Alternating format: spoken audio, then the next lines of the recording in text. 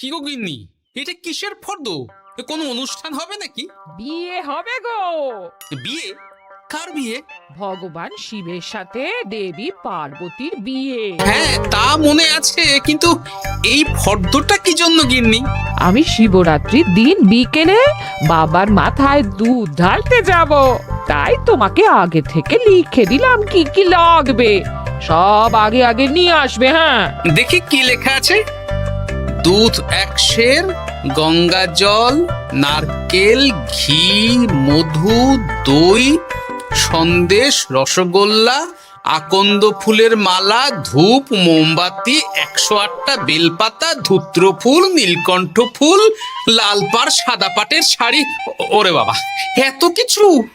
হুম, এখন ওরে বাবারে মারে কিছু চলবে না, চলবে না। আর আগে থেকে লিখে দিয়েছি, আমি কোনো বায়না শুনবো না। হ্যাঁ, যদি না নিয়ে আসো তাহলে কিন্তু চলে যাব। হ্যাঁ, বলি, শিবরাত্রির দিন তো মেয়েরা বাবার মাথায় দুধ জল ঢালে বাবার মতন স্বামীর কামনায়। তা আমি তোমার স্বামী তো উপস্থিত, তাই এত কিছু। তোমার মঙ্গল কামনায় গো। তুমি আর বাড়তি কথা বলবে না, যা বলেছি সেদিন নিয়ে আসবে। হ্যাঁ, বেশ বেশ, ঠিক আছে বাবা, ঠিক আছে। তাহলে আমি এখনই যাই, সব দোকানে দোকানে বায়না করে আসি। সেদিন তো এইসব জিনিসের চাহিদা তুঙ্গে থাকে। হ্যাঁ, তা যাও, সেটাই বুদ্ধিমানের কাজ হবে। হ্যাঁ,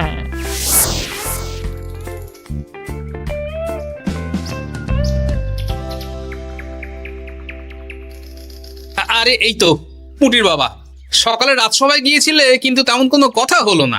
হ্যাঁ গোপাল দাদা, এখন কি যে করি। ঠিক আছে ঠিক আছে, আমি দেখছি কি ব্যবস্থা করা যায়, বুঝলে। ঠিক আছে গোপাল দাদা, একটু দেখো, বুঝতেই তো পারছো অভাবের সংসার। হ্যাঁ হ্যাঁ, কোনো চিন্তা করো না।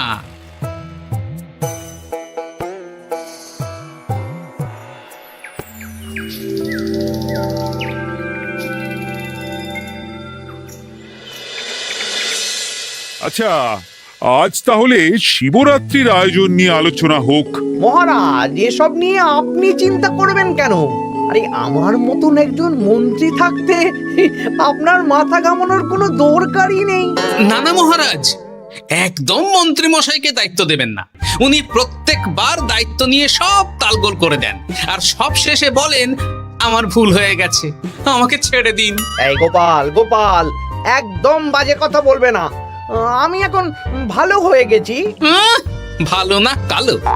মহারাজ মহারাজ, আপনি আমাকে দায়িত্ব দিন, আমি সব সামলে দেব। সব কাজ সবাই মিলে করলেই তো ভালো। পুজো পাঠের দায়িত্ব আমার, বাকি আমি জানি না। সে ঠিক আছে, কিন্তু পুজোর জোগাড় অনেক দায়িত্ব, সব হিসেব করে কেনাকাটা করতে হয়। সবচেয়ে বড় ব্যাপার, তার জন্য সৎ হতে হয়। আমি কি অসৎ নাকি? আমি সব দায়িত্ব নেব। না, আমি নেব। আমি নেব। আমি। আহ, চুপ চুপ, একদম চুপ। গোপাল দায়িত্ব নেবে না মন্ত্রী, সেটা তো বিচার করতে হবে। কিভাবে বিচার করবেন মহারাজ? হ্যাঁ, একটা বুদ্ধির পরীক্ষা নেওয়া হবে। আমি এখন গোপালের চেয়ে অনেক বুদ্ধিমান হয়ে গেছি। তাহলে তো ভালো, তুমি গোপালের বুদ্ধির পরীক্ষা নাও। যদি গোপাল জিতে যায় তাহলে গোপালই দায়িত্ব পাবে, নইলে তুমি। ঠিক আছে, আমি এক্ষুনি প্রশ্ন করছি। হ্যাঁ হ্যাঁ, করুন করুন। হ্যাঁ, এমন কি জিনিস যা তুমি যতই খাও পেট ভরবে না? বাবা, মন্ত্রী কি প্রশ্ন করলে! গোপাল, বলো বলো বলো। এবার জমবে মজা। বেশ, তাহলে বলি। হ্যাঁ, বলো বলো। উত্তর হলো বাতাস। যতই খাও পেট ভরে না। গোপালের কি বুদ্ধি! ও মন্ত্রী মশাই, এই গোপাল তো প্রথম দানেই বাজিমাত করে দিল। হ্যাঁ, প্রথমটা তো সহজ ছিল। ঠিক আছে, এতই যদি বুদ্ধিমান হও তাহলে আরেকটা পরীক্ষা দাও। হ্যাঁ মন্ত্রী, বলো। এবার আপনারা একটু অপেক্ষা করুন, আমি আসছি।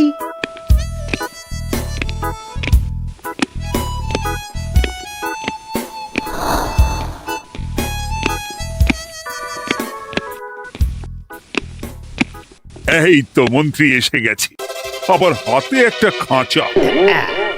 এই নাও গোপাল, এই খাঁচায় একটি অদৃশ্য মুরগি আছে। তুমি যদি বুদ্ধিমান হও তবে এর মাংস রান্না করে আজ নৈশ ভোজে মহারাজকে খাওয়াতে হবে।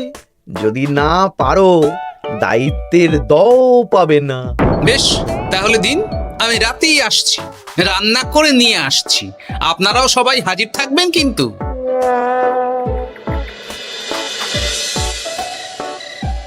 এই সেরেছে, গোপাল যে এখনো এলো না। গোপাল নির্ঘাত ফেসেছে। এই তো চলে এসেছি। এ কি গোপাল, তুমি তো খালি হাতে। মাংসের ঝোল রেঁধেও এনেছি। কই গোপাল, অদৃশ্য মুরগির ঝোল কোথায়? হ্যাঁ, কোথায় গোপাল? আহা, মহারাজ, অমন সুস্বাদু মুরগি আমি আগে কখনো খাইনি।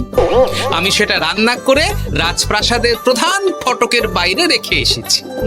মস্করা হচ্ছে? চলুন তো গিয়ে দেখি। হ্যাঁ, চলো তো।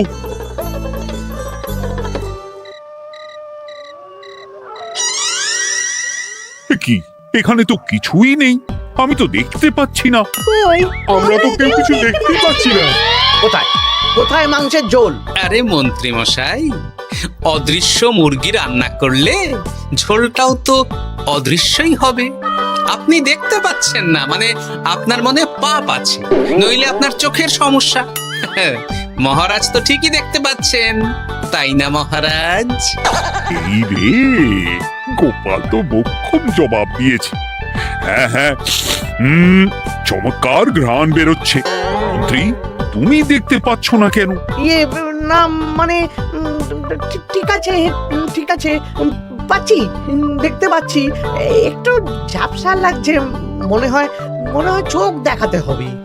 তার মানে গোপাল তো মন্ত্রী মশাইকে পরপর দুবার হারালো। আর একটা সুযোগ দিন মহারাজ, শেষ সুযোগ। বেশ, দিলাম। গোপালের কিন্তু বিশাল বুদ্ধি। মন্ত্রী, দেখো তো তুমি পারো কিনা, আর এটাই শেষ সুযোগ। মহারাজ, গোপাল যদি এতই বুদ্ধিমান হয় তবে ও কি বলতে পারবে কাল ভোরে আমার মনে প্রথম কোন চিন্তাটা আসবে? এটা তো খুবই সহজ কথা। কাল ভোরে আপনার মনে প্রথম চিন্তা আসবে মহারাজ যেন দীর্ঘজীবী হন এবং রাজ্যের উন্নতি হোক। এই সেরেছে, এবার তো মহা ফাপড়ে পড়লাম। আমি যদি বলি না, এটা আমার চিন্তা ছিল না, তবে মহারাজের কাছে বরদান যাবে। আর যদি বলি হ্যাঁ, তবে গোপালের বুদ্ধির কাছে আমাকে হার মানতে হবে। এই মন্ত্রী, বলো। হ্যাঁ, ঠিক বলেছ গোপাল, এটাই আমার চিন্তা ছিল। সাবাস গোপাল, সাবাস, কি তীক্ষ্ণ বুদ্ধি। তাহলে এই বুদ্ধির পরীক্ষায় বিজয়ী হলো গোপাল। জয় গোপালের জয়। তাহলে শিবরাত্রির পুজোর আয়োজনের দায়িত্ব এবার গোপালের। আমার আর কোনো চিন্তা রইল না। মহারাজ, গোপাল তো সব দায়িত্বই পেল, আমাকেও কিছু একটা দায়িত্ব দিন। আমিও একটা ঈশ্বরের সেবা করার সুযোগ চাই। আহ, তুমি তো হেরে গেলে। তাতে কি, ভালো কাজ করতে চাইছি, একটু সুযোগ দিন মহারাজ। বেশ, তাহলে তুমি গ্রামবাসীদের ভোগ প্রসাদ খাওয়ানোর দায়িত্বটা নাও। ধন্যবাদ মহারাজ। হ্যাঁ মন্ত্রী, মিলেমিশে কাজ করো, কিন্তু ঝামেলা করো না। না না, আমি সুষ্ঠুভাবে পালন করব। ঠিক আছে মন্ত্রী মশাই, তাহলে ওইটুকুই করুক, কিন্তু আমার কাজে কোনো বাধা দিতে আসবেন না। না না না, তোমার কাজে কোনো বাধা আসবে না। আমি ভোগ প্রসাদ বিতরণ, খাওয়া দাওয়া, এই সব ব্যাপারটা দেখব।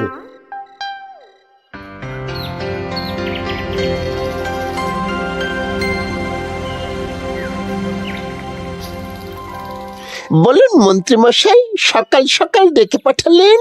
শোন বটা ঘটা, এবারে শিবরাত্রি উপলক্ষে যে ভোগ প্রসাদ জনগণের উদ্দেশ্যে বিতরণ হবে তার পুরো দায়িত্বই আমার। তাতে কি, মহারাজ আয়োজন করেন আর সব রাজ্যবাসী বিনামূল্যে খেয়ে যান।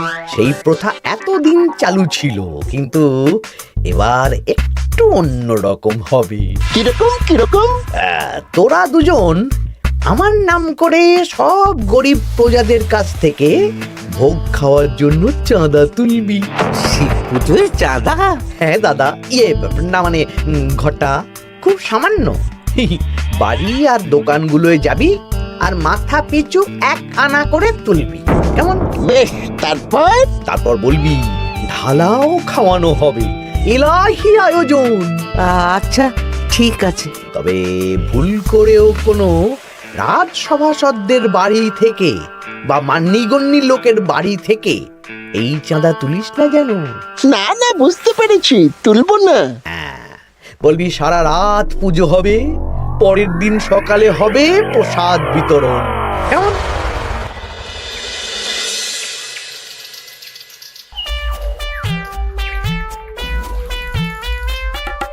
ভোলা, এবারে শিবরাত্রি উপলক্ষে যে পূজা হবে তার ভোগ প্রসাদ খাবে তো? নিশ্চয়ই নিশ্চয়ই। এবারে সব দায়িত্ব মন্ত্রী মশাইয়ের, এলাহি আয়োজন। তা তোমাদের বাড়িতে কতজন সদস্য? আমি আর আমার গিন্নি 2 জন। তাহলে 2 আনা দাও, 1 আনা করে 2 জন। আবার অর্থ দিতে হচ্ছে? হ্যাঁ, এলাহি আয়োজন, তাই এই সামান্য অনুদান। আচ্ছা বেশ, এই নাও 2 আনা। চিন্তা করো না ভোলা, এমন খাওয়ানো হবে না। রাতের বেলা শিব পুজো আর পরের দিন সকালে জীব পুজো।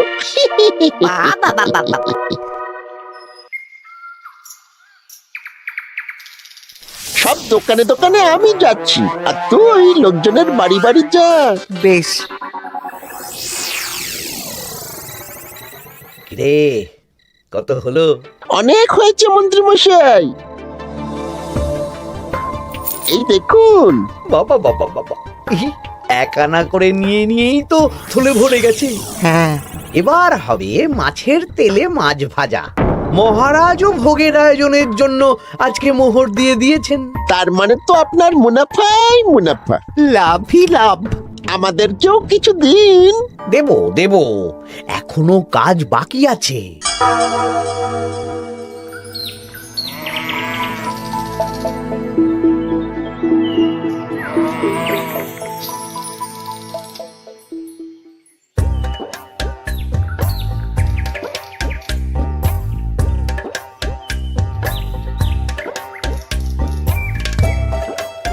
আরে আরে গোপাল দাদা যে এত কিছু কি নিয়ে যাচ্ছ? এই তো শিবরাত্রির পুজো উপলক্ষে দর্শকর্মার বাজার, রাজবাড়ি নিয়ে যাচ্ছি। এবারে তো এলাহি ভোগের আয়োজন। রাতের বেলা শিব পুজো আর পরের দিন সকালে নাকি জীব পুজো। মন্ত্রী মশাই দায়িত্ব নিয়ে খাওয়াচ্ছেন। না না, খাওয়ার আয়োজন তো এমন কিছু নয়। আমি যতদূর জানি ওই খিচুড়ি, আলুর দম, ছেঁচড়া, পায়েস, চাটনি আর একটা করে মিষ্টি। আর যতদূর জানি এই ভোগ খাবার জন্য সব গ্রামবাসী থেকে মাথা পিছু 1 আনা করে নিয়েছেন। হ্যাঁ, ভোগের প্রসাদ তো বিনামূল্যে। মন্ত্রীমশাই 1 আনা করে মাথা পিছু নিয়েছেন? হ্যাঁ গো, এরকম তো কথা ছিল না। আচ্ছা আচ্ছা, আমি দেখছি কি করা যায়। দেখছি আমি দেখছি।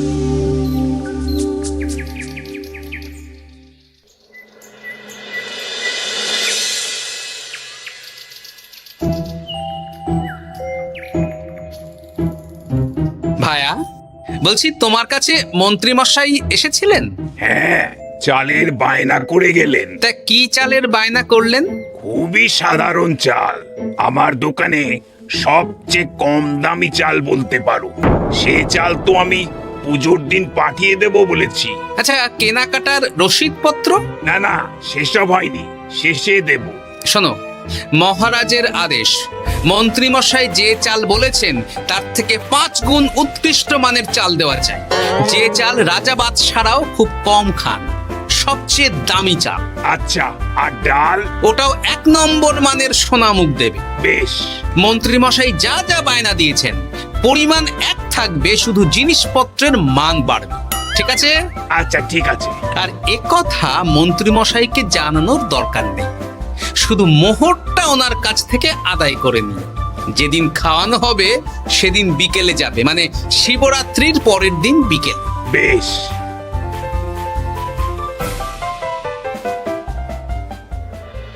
নাও ধরো গিন্নি, যা যা বলেছিলে সব কিনে এনেছি। এবার আমি মন্দিরে গেলাম, কেমন?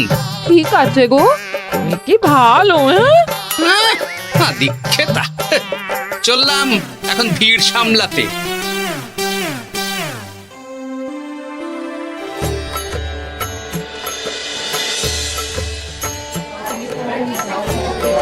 একটু সারিবদ্ধভাবে দাঁড়ান, আপনারও সুযোগ আসবে।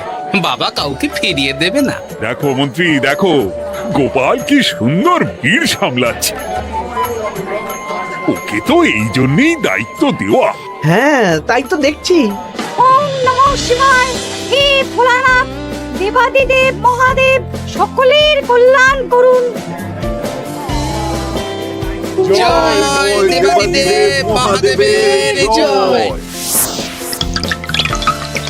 হে ভোলেনাথ মহেশ্বর, মঙ্গল করো বাবা। জয় বাবা ভোলাদেব মহেশ্বরের জয়। তা তোমার শরীর এখন কেমন? এই তো বেশ ভালো আছি।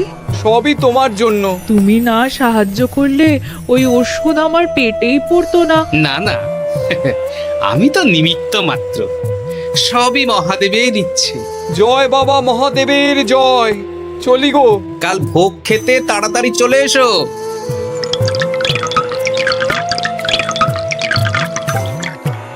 জয় দেবাদিদেব মহাদেবের জয়।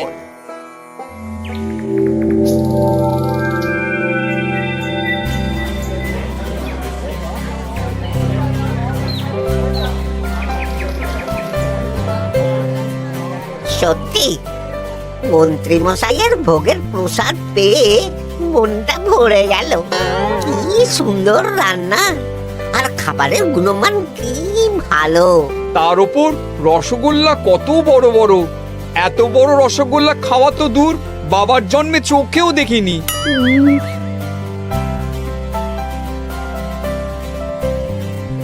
এই সেরেছে।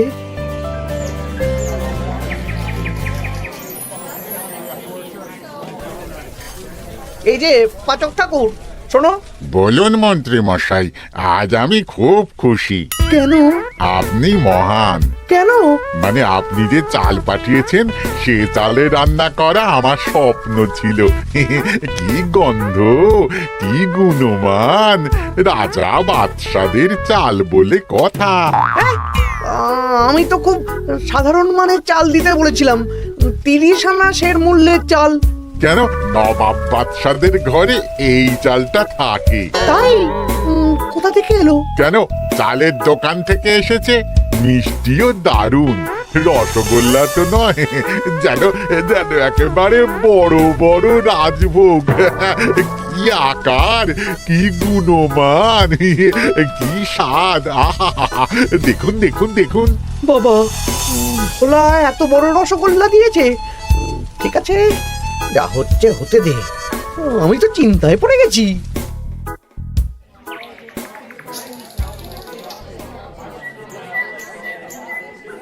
মন্ত্রী, তুমি কি করেছো?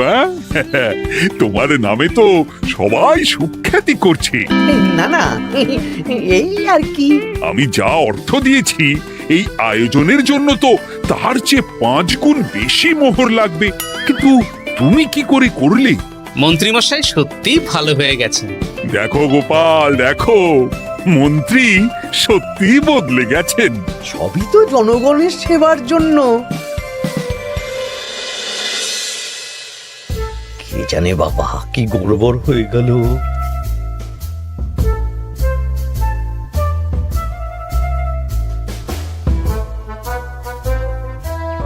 মন্ত্রী মশাই, বকেয়া পাওনা নিতে এলাম। আপনার মোট হয়েছে চালের 350 মোহর, মুগ ডালের 250 মোহর, আর মশলাপাতি 100 মোহর। বলো কি? মন্ত্রী মশাই, ওই আপনার মোট বকেয়া 300 মোহর। আর আমার এই 150 মোহর। হ্যাঁ, চলুন মহারাজ, একটু মন্ত্রীমশাইয়ের বাড়ির দিকে ঢু মেরে আসি। চল চলুন, ওনাকে গিয়ে ধন্যবাদ জানিয়ে আসি। এই না না না, আরে আরে আমি কি করে দেব? আমি কি চন্দ্রমুখী আলু দিতে বলেছিলাম? আমি কি করে দেব? না না, ও আপনাকে দিতেই হবে। হ্যাঁ, কি বলছো মন্ত্রী? তুমি এত ভালো কাজ করেছো, এত বড় মুখ করে সকালে বললে যে সবই জনগণের সেবার জন্য। আরে আমি কিভাবে জানবো যে এত খরচ হয়ে যাবে?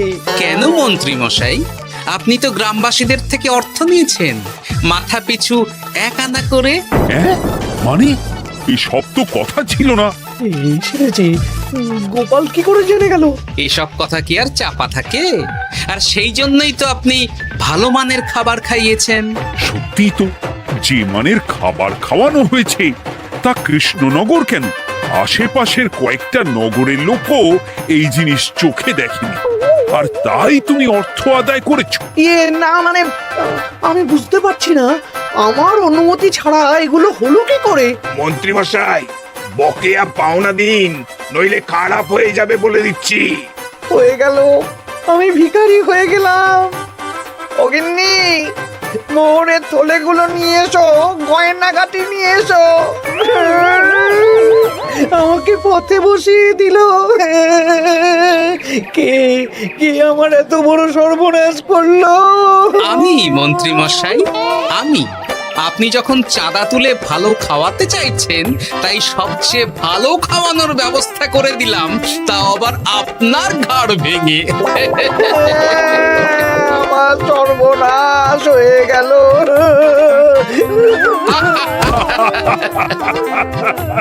জয় মহাদেবের